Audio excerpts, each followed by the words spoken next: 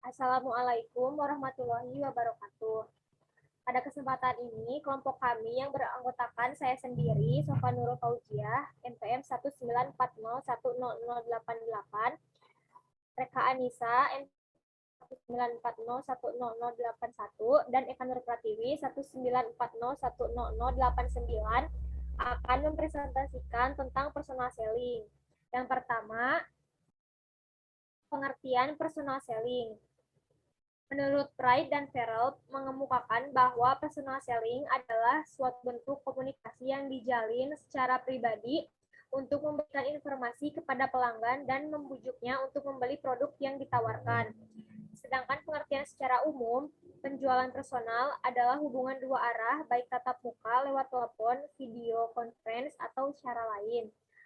Personal selling merupakan salah satu komponen promotioning yang menekankan pada komunikasi yang bersifat persuasif untuk dapat menggugah kemungkinan konsumen untuk melakukan pembelian. Selanjutnya, kelebihan personal selling. Yang pertama, lebih fleksibel. Penjualan secara bertatap muka lebih fleksibel karena mudah untuk disesuaikan berdasarkan reaksi konsumen terhadap produk yang dipromosikan. Yang kedua, demonstrasi produk secara langsung. Salesman dapat mendemonstrasikan manfaat produk secara langsung pada calon pembeli sekaligus menunjukkan kelebihan produk tersebut. Yang ketiga, interaksi aktif dengan calon pembeli. Salesman dapat memberikan jawaban secara langsung atas pertanyaan calon pembeli dan juga memberikan penjelasan produk secara mendetail. Yang keempat, dengan personal selling, salesman dapat mengunjungi pelanggan secara teratur untuk melakukan maintenance pelanggan. Yang selanjutnya ada kekurangan personal selling.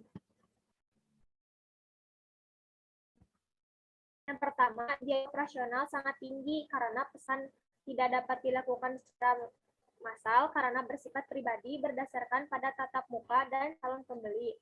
Yang kedua, sangat sulit mencari tenaga salesman yang berpengalaman dan ahli di bidangnya. Yang ketiga, kegiatan personal selling membutuhkan waktu yang relatif lama, dimulai dari perkenalan hingga terjadinya transaksi pembelian. Yang keempat, keterbatasan untuk menjangkau dan menemui calon pembeli. Yang selanjutnya ada aspek personal selling.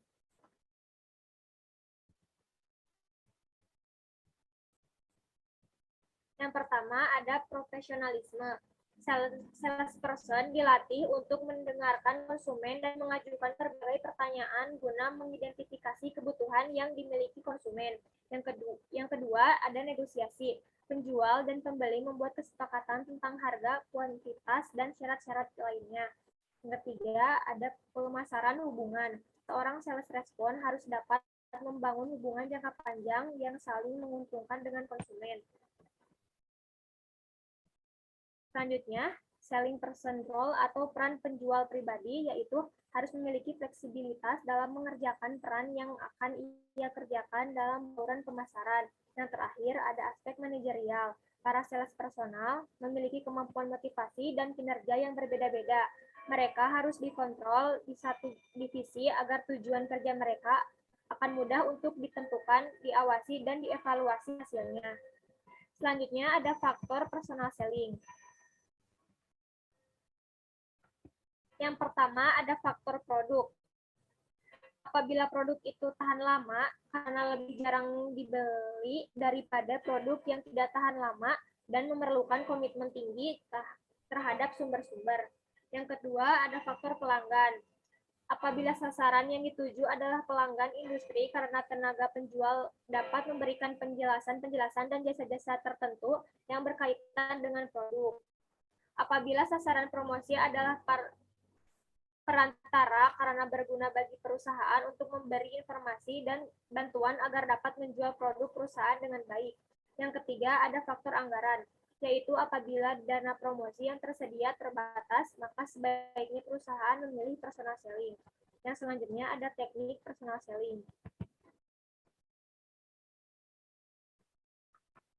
Yang pertama ada salesman dengan pembeli. Salesman bercakap-cakap dengan calon pembeli atau pelanggan secara pribadi.